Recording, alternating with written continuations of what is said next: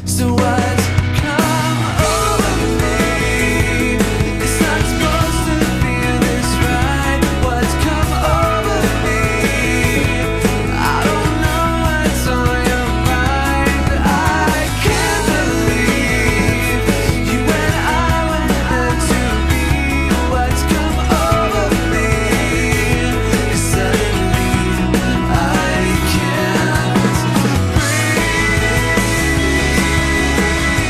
The record Love is a Hero is something that I've wanted to do since I got into music about 5 or 6 years ago. And what's so cool about this record is that some of the songs that I wrote when I first started getting into music or getting into writing songs are on this record. And it's like this culmination of my newest songs with some of my earlier songs and the ones that kind of, you know, made it through all those years.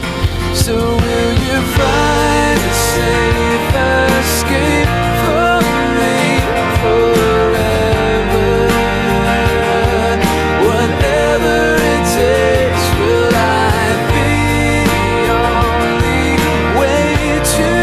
I mean, having my song on MTV was definitely a big breakthrough for me.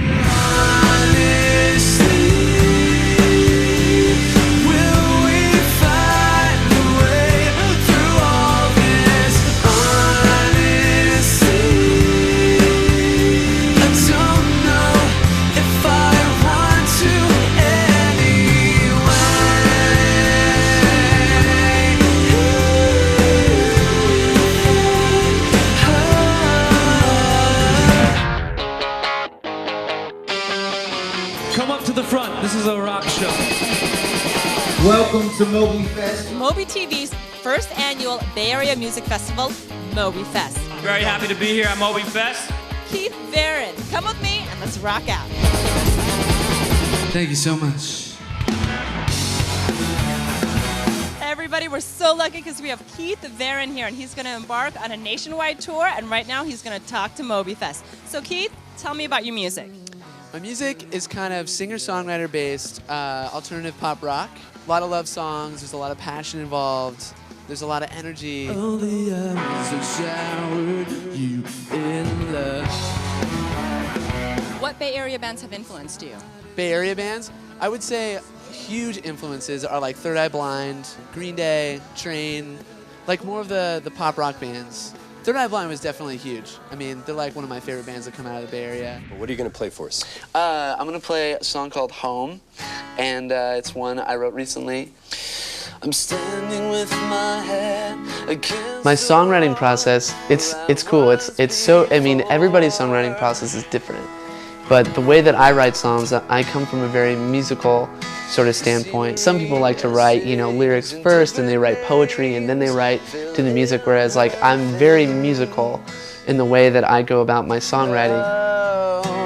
I'll be your home, anchor your heart when the world gets cold and you can't hold on. This morning, we want to introduce you to the man who may be the next big rock star launched from right here in the Bay Area.